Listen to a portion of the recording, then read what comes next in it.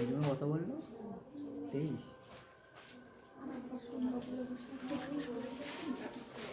Hallelujah পেয়েছি। পড়ছি আমি জিরোমিয়া 9:23। সদাপ্রভু এই কথা কহেন, জ্ঞানবান আপন জ্ঞানে শ্লাঘা না করুক, বিক্রমী আপন বিক্রমে শ্লাঘা না করুক, ধনবান আপন ধনে শ্লাঘা না করুক। কিন্তু যে ব্যক্তি শ্লাঘা করে সে এই বিষয়ে শ্লাঘা করুক যে সে বুঝিতে পারে ও আমার এই পরিচয় পাইয়াছে যে আমি সদাপ্রভু পৃথিবীতে দয়া বিচার ধার্মিকতার অনুষ্ঠান করি, কারণ এই সকল আমি পিত, এই সকলে আমি পিত, ইয়া সদাপ্রভু করেন। হালেলুয়া। সদাপ্রভু জীবন্ত ঈশ্বর প্রভু কি বলছেন? বলছেন জ্ঞানবান আপন জ্ঞানে শ্লাঘা না করুক। কেউ যদি নিজেকে বুদ্ধিমান মনে করে, যে সে নিজেকে খুব জ্ঞানী মনে করে, সে নিজের জ্ঞানের জন্য নিজের শ্লাঘা মানে প্রশংসা না করে, গর্ব না করে নিজেকে, যে আমি অনেক বুদ্ধিমান, অপরের থেকে অনেক চতুর, এই বিষয়ে সেজন্য গর্ব না করে। বিক্রমী, যার বিক্রমী ক্ষমতাশালী, সেজন্য তার বিক্রমে গর্ব না করে। আর বলছে ধনবান আপন ধনে শ্লাঘা না করে। এ পরে পড়ে নেবেন, বাক্যে লেখা আছে যে পৃথিবীতে মনুষ্য আসে উলঙ্গ মাতার গর্ভের থেকে, আবার ঈশ্বর সদাপ্রভুর কাছে কি উলঙ্গই চলে যায়। সেই আত্মাটা ঈশ্বর সদাপ্রভুর কাছে চলে যায়। শরীর হচ্ছে পৃথিবী, আত্মা ঈশ্বর সদাপ্রভু, তা আত্মা ঈশ্বর সদাপ্রভুর কাছে প্রতিগমন করে। তা আমাদের এখানে বলছে আমরা যেন কোনো বিষয়, যে বিষয় আমি এই জিনিস পারি, আমি এ করতে পারি, যেন আমরা কোনো বিষয় গর্ব ফিল না করি, অহংকার না করি, আমি এটা করছি আমি ওটা করছি, এই বিষয়ে গর্ব না করি। এখানে বলছে সে কোন বিষয় গর্ব করবে, সে কোন বিষয়ে সে গর্ব করতে পারে এটা বলছে। কিন্তু যে ব্যক্তি শ্লাঘা করে সে এই বিষয় শ্লাঘা করুক, সে বুঝিতে পারে ও আমার এই পরিচয় পাইয়াছে। হালেলুয়া। কি বুঝিতে পারে? ঈশ্বর সদাপ্রভুর সম্বন্ধে, আর সেই ঈশ্বর সদাপ্রভুর পরিচয়টাকে পেয়েছে। এই পৃথিবীতে কত সন্তান পিতার পরিচয় ভিন্ন, তারা নিদ্রা গমন করছে, তাদের মৃত্যু হচ্ছে পিতার পরিচয় ছাড়া। ধন্য সে ব্যক্তি যে সদাপ্রভুর এই পরিচয় পেয়েছে যে তিনি জীবন্ত ঈশ্বর, মুক্তিদাতা। গত পরশুদিনকে আমি ইউটিউবে একটা ভিডিও দেখছিলাম, সমস্ত বিষয় তুলে দিয়েছে, কোন গ্রন্থ কোন শাস্ত্রে কি বলছে, কোন ধর্মের মধ্যে কি বলছে, সকলে বলছে, এক একজন এক এক রকম ব্যাখ্যা দিচ্ছে। আমি দেখলাম তো, এক একজন এক এক রকম বলছে। এ বলছে আমার কাছে আসো আমি জ্ঞান দেবো, ও বলছে আমার শরণ নাও আমি তোমাকে উদ্ধার করব। সকলে বলে গেছে, অথচ সকলে মারাও গেছে, কেউ আর ওঠেনি, কেউ আর বেঁচে ওঠেনি, পুনরায় আসেনি। বলছে আমি এই যুগের অবতার, ওই যুগের অবতার। কিন্তু যীশু খ্রিস্ট এক ব্যক্তি, তিনি এসেছেন আর তার জীবনটা পুরো আলাদা, পবিত্র, তার জীবনে কোনো পাপ নেই। আর এদের জীবনগুলো দেখালো সব গ্রন্থ অনুসরণে, দেখালো তারা সমস্ত কিছুতে তাদের কিছু না কিছু ভুল, কিছু না কিছু পাপ আছে। কিন্তু যীশু খ্রিস্টের কোনো পাপ নেই। তিনি মরেছেন, মারার পরে তাকে 3 দিন কবরে ছিলেন, আবার পুনরায় জীবিত হয়েছেন।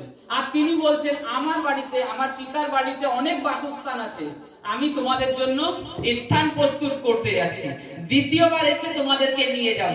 যদি না থাকতো তোমাদেরকে আমি বলতাম না। প্রভু স্পষ্ট বলছে যদি না থাকতো স্বর্গে পিতার বাড়ি, আর সেখানে তোমাদের জন্য আমার স্থান প্রস্তুত করতে যাচ্ছে, যদি না থাকতো তোমাদেরকে আমি বলতাম না। প্রভু স্পষ্ট বলছে এই যে পরিচয়, ঈশ্বর সদাপ্রভু আমাদেরকে তার পরিচয় দিয়েছে, আর আমাদের জন্য ঘর তিনি প্রস্তুত করে রেখেছে। তাহলে আমরা ধন্য নয়? তাই বলে কেউ যদি গর্ব করা হয়, যে সে গর্ব করুক যে সে এই পৃথিবীর বাসিন্দার নয়, সে স্বর্গরাজ্যের বাসিন্দা, তার বাড়ি স্বর্গে, স্থানীয় বাড়ি। সেই সদাপ্রভুর নামের প্রশংসা করুক, যে প্রভু যিশুর পরিচয় পেয়েছে। আজকে আমরা এক জায়গায় গিয়েছিলাম, দাদা আমি কালোপুরে, বনদীর মা মারা গিয়েছে। আজকে তাই বলছি দাদাকে, আমি ওখানে বসে বলছি, দাদা যে এই যে বনদীর মা মারা গিয়েছে, সব থেকে বড় জিনিস, বছর দেড়েক 2 বছর মনে হয় বাপ্তিস্ম নিয়েছে, আজকে উনি মারা গিয়েছেন। তিনি কোথায় গিয়েছেন? প্রভুর রাজ্যে পৌঁছে গেছেন, কারণ তিনি প্রভুকে গ্রহণ করেছেন মৃত্যুর পূর্বে। আর তার বাড়িতে গেলাম, বাস্তবিক কোন মন্দ জিনিসটা আসলোই না ওখানে। অন্য অন্য জায়গায় গেলে একটা অন্যরকম প্রভাব থাকে মন্দ জিনিসের, সেই প্রভাবটা নেই, পুরো স্পষ্ট বোঝা যাচ্ছে। এটা কি? এটাই তো, সে প্রভুকে গ্রহণ করেছে আর অনন্ত জীবনে প্রভু সদা প্রভুর পরিচয় পেয়েছে, তাই তো তিনি ঈশ্বরের রাজ্যে পৌঁছাবেন। আজকে সেই ঈশ্বরের যে তোমরা জেনেছো, তার পরিচয় পেয়েছো, তার নামে শ্লাঘা করো। আর জাগতিক তোমাদের মায়া মমতা, ধন সম্পদের প্রতি তোমাদের যে গর্ব অহংকার, সেই সমস্ত ত্যাগ করো। প্রভুতে দীন হয়ে যাও, প্রভু থেকে আশীষ পাওয়ার জন্য, প্রভু থেকে অনুগ্রহকে পাওয়ার জন্য, আর প্রভুকে আরো গভীরভাবে জানার জন্য দীন হয়ে যাও, মাটি হয়ে যাও, তবেই প্রভু তার উদ্দেশ্য পেতে দেন, নাই দেবেন না। তোমার মধ্যে যদি অহংকারের লেশ মাত্র থাকে, ঈশ্বর তোমাকে দেবেন না তার উদ্দেশ্য পেতে। তুমি নত হয়ে যাও, নম্র হয়ে যাও, দেখো কেন প্রভু কি বলে। তুমি, প্রভু বলছে সৎ হও, পবিত্র হও, আমি যেরকম পবিত্র, তবেই তুমি আমাকে পাবে। আর তখন আমি তোমার মধ্যে আসবো, তোমার সঙ্গে খাবো।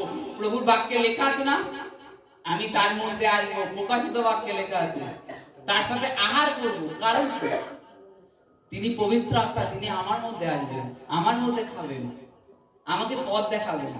তাই তো বলছে, তা আমরা যেন সেই সদাপ্রভুর যে পরিচয় পেয়েছি, সেই পরিচয় শ্লাঘা করি।